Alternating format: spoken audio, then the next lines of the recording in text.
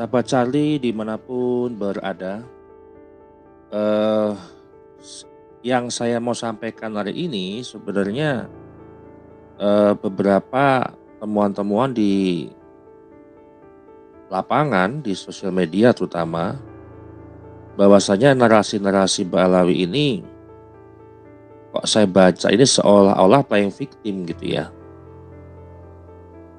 Dari awal yang saya temukan itu yang sempat kita bahas kemarin gitu loh. Ada tuduhan intelijen hitam dan seterusnya.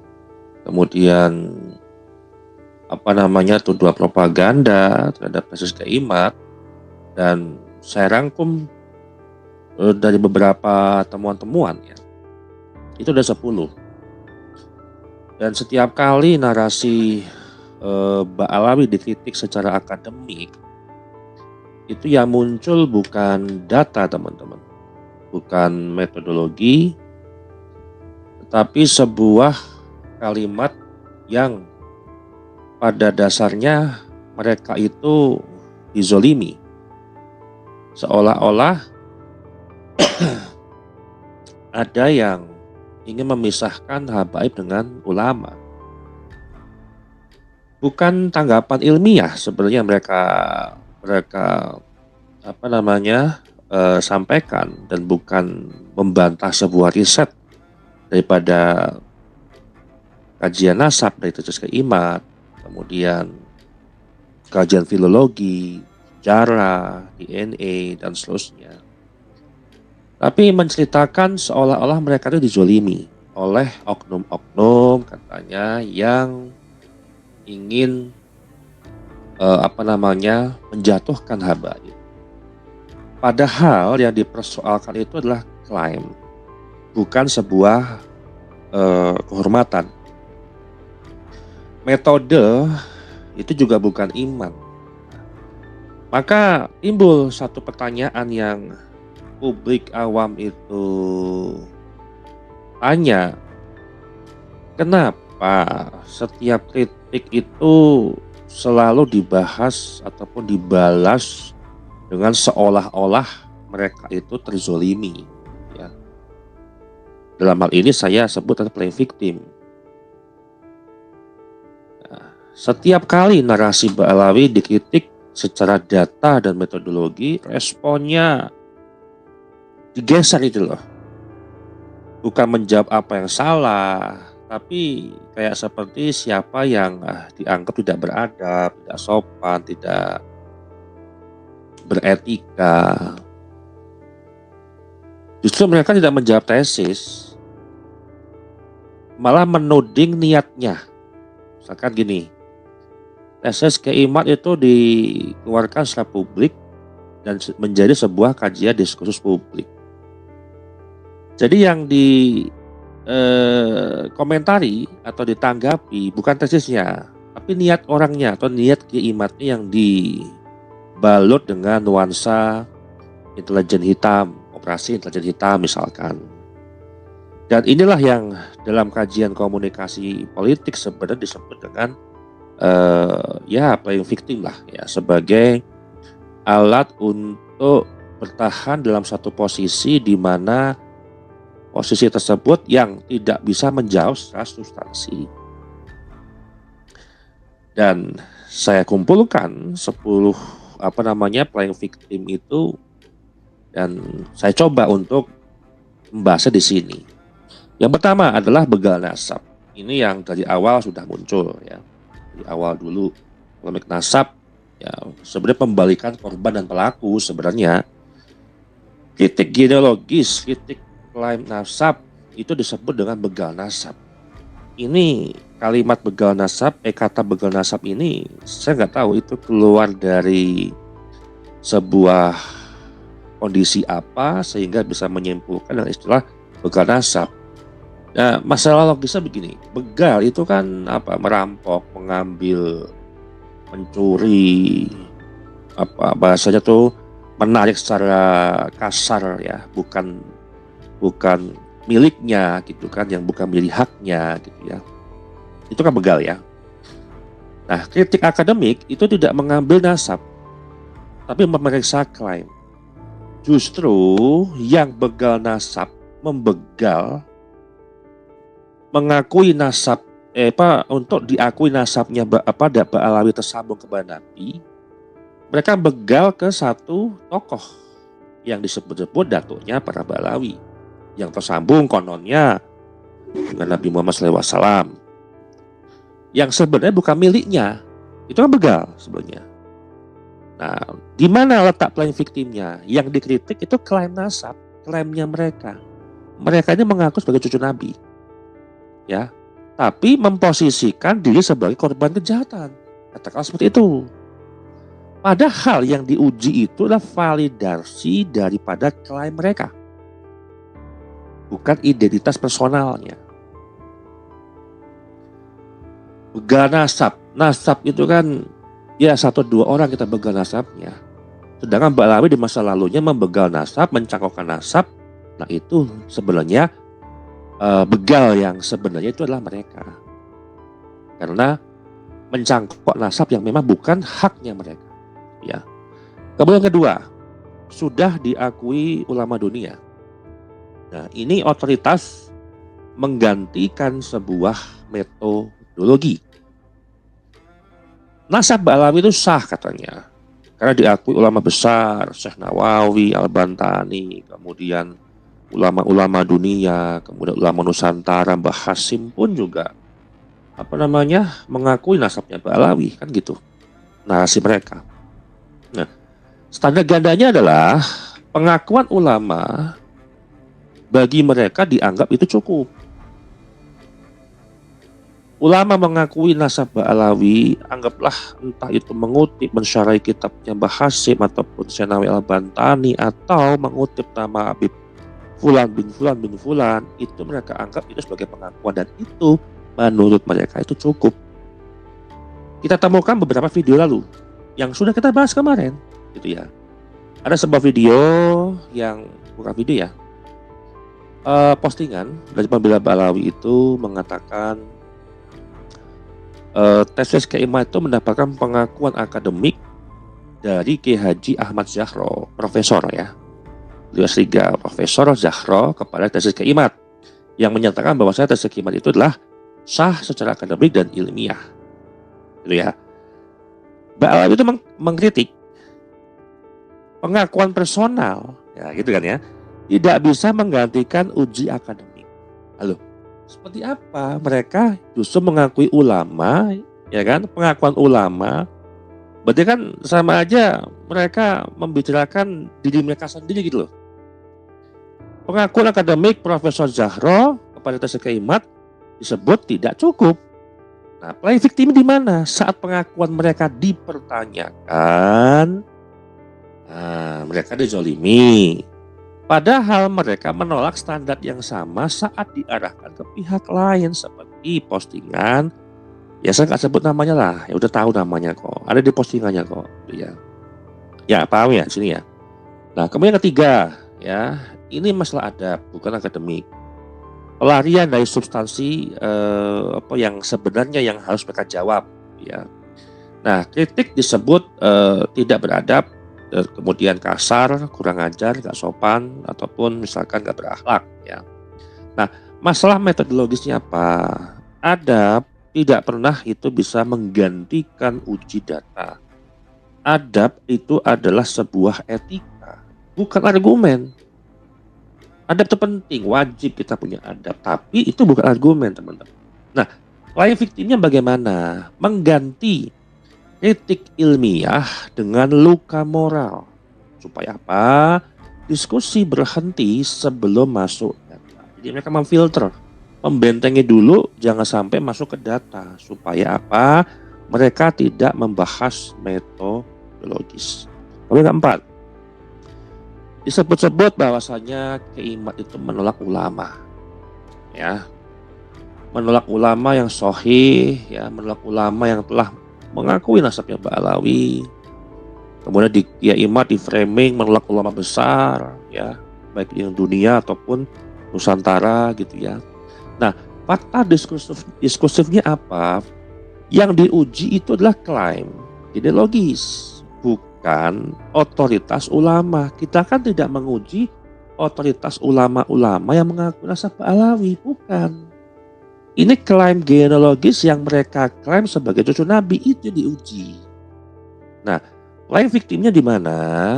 Menyederhanakan sebuah titik metodologis menjadi sebuah serangan personal. Ya, seolah-olah Kiai Imad menyerang nih, ya. Supaya apa? Agar tampak dizolimi Ba'alawinya. Kan gitu ceritanya. Yang kelima, ya. Kami diserang dan kami difitnah terus, ingin memposisikan memisahkan ulama dengan habaib, ada upaya-upaya. Ini mengaburkan relasi kuasa sebenarnya. Nah, Ba'alawi di sini digambarkan sebagai kelompok yang selalu dan terus dizolimi sama pendukung Kiai Imad. Ya, kalau kita melihat data lapangan diskursus digital gitu ya, seperti akses panggung besar, kemudian kemarin ada podcast-podcast populer di kanalnya artis, kemudian mobilisasi akun pendukung, dan narasi mereka dijaga gitu ya. Nah, klaim victimnya apa? Kelompok yang hegemonik, yang menghegemonik nih, yang bahasa awamnya apa ya? Yang mudah, yang mempengaruhi umat lah, katakanlah gitu ya. Kok malah diposisikan sebagai minoritas yang tertindas? Padahal mereka yang menguasai narasi di sosial media. Mereka yang menguasai akses panggung besar. Seperti 212 era 2016 yang hari ini semakin turun. Kok ada mobilisasi akun-akun pendukung? Berarti kan bukan minoritas, mayoritas katakanlah. Kok bisa menjadi seolah-olah minoritas yang tertindas? Oh, jangan-jangan memang yang mendukung Ba'alawi ini sudah minoritas, kan gitu sebelum kita gambarkan. Orang publik atau orang awam akan membacanya itu, ya. Kemudian keenam, ini yang sering dibahas ya. Sebenarnya sih dua, temuan saya awal dua. Yang pertama adalah pengakuan personal itu tidak cukup untuk menggantikan uji akademik bagi mereka, gitu ya. Sedangkan mereka itu yang malah memilih pengakuan ulama ya sebagai otoritas jawaban mereka. Yang kedua adalah yang sering itu adalah, ini juga dibahas juga sama satu pendukung Ba'alawi ini melalui video kali ini. Kalau yang tadi kan melalui postingan, ini video. Ada seolah-olah operasi intelijen hitam. Ini sering banget digaungkan. Sedikit-sedikit Kiai Imad disangkut pautkan dengan pihak asing katakanlah, ingin menguasai Nusantara, kemudian intelijen hitam yang ingin memisahkan habaib dengan ulama. Ini kan tuduhan tanpa beban bukti sebenarnya. Itu ya. Mereka itu kan menuduh, beban pembuktian itu yang mereka punya bukti atau enggak. Loh. Nah, titik disebut dengan intelijen hitam ini dalam masalah akademik yang perlu kita tanda kutip dipertegas gitu ya. Tidak ada definisi yang jelas operasi hitam intelijen itu apa. Tidak ada metode yang digunakan untuk menyimpulkan bahwasanya itu adalah operasi intelijen hitam. Gak ada datanya, gak ada sampelnya, tidak ada margin of error-nya. Kalau kita meneliti loh ya, kalau itu benar-benar narasi ataupun pendukungnya Kiai Imad itu adalah terlibat ataupun mendukung operasi intelijen hitam. Nah, paling victimnya di mana? Merasa diserang kekuatan gelap, katakanlah gitu ya, tanpa pernah membuka data tandingan. Tidak ada data disajikan, hanya sebuah narasi yang dibalut dengan retorika. Gitu loh. Tidak ada sebuah presentasi minimal ya, ini saya menunggu data dengan jumlah sekian dan sekian. Ya, jadi cuma hanya narasi kok gitu ya. Itu yang sudah saya sampaikan kemarin itu ya. Kemudian ketujuh, kok hanya klan Ba'alawi tok yang dikritik ya. Ya, jadi seolah-olah ini setelah fokus korban nih bahasanya gitu. Kenapa Kiai Imad tuh nggak mengkritik klan yang lain gitu ya? Kenapa harus Ba'alawi tok gitu kan? Dan mengapa hanya klan Ba'alawi, keluarga Ba'alawi yang katakanlah dibatalkan nasabnya sama Kiai Imad? Itu kan yang menjadi sebuah beberapa narasi yang digunakan gitu ya. Kalau kita melihat jawaban yang ilmiah, simpel sebenarnya.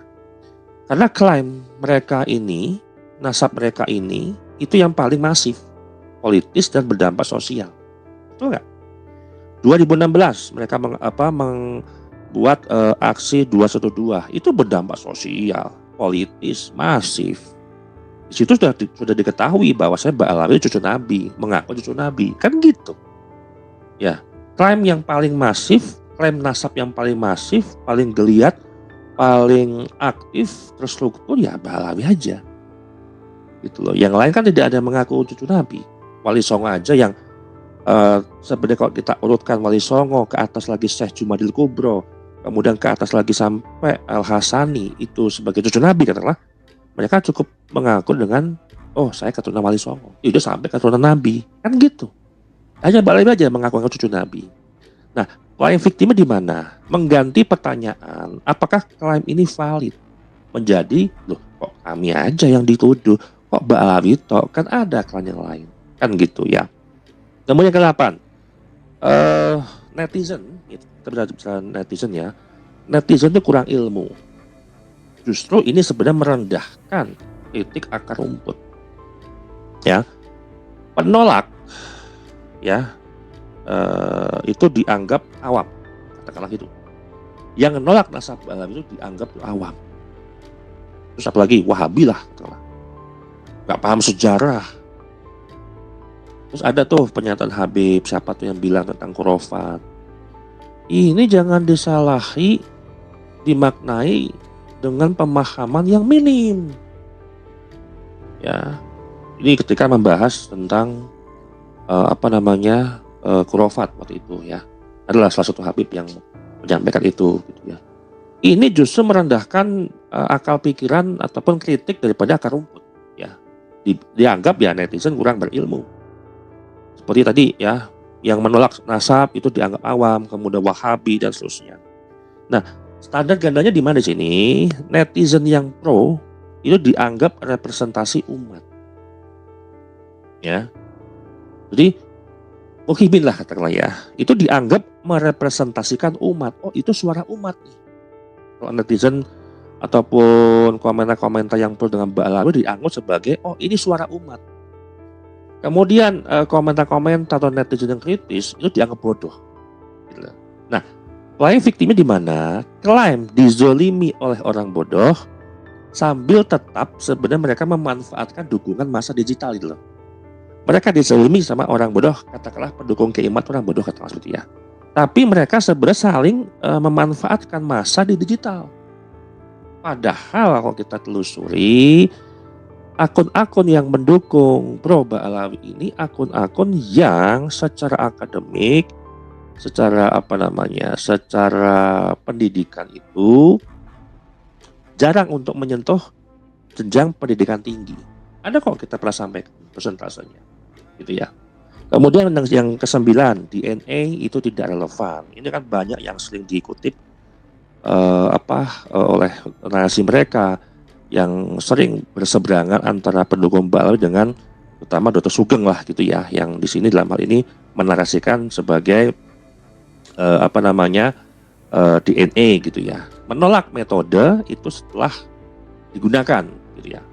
Nah, tes DNA ditolak mentah-mentah katanya. DNA bukan satu-satunya bukti, tapi bagian dari triangulasi. Ya, jadi kalau kita bicara diskursif di sini, DNA itu jelas bukan satu-satunya bukti, tapi bagian daripada triangulasi. Nah, klaim victim di mana? Menolak metode baru tanpa menawarkan metode tandingan untuk memverifikasi. Justru mereka langsung kembali kepada pengakuan ulama. Itu sebagai benteng mereka selama ini, gitu ya. Kemudian yang ke-10 terakhir adalah kami hanya membela diri. Ini adalah sebuah normalisasi untuk memobilisasi, gitu ya. Aktivitas masif itu dianggap sebuah pembelaan yang wajar. Ya. Data yang pernah saya ungkap pola-polanya di lapangan itu narasinya seragam. Ya.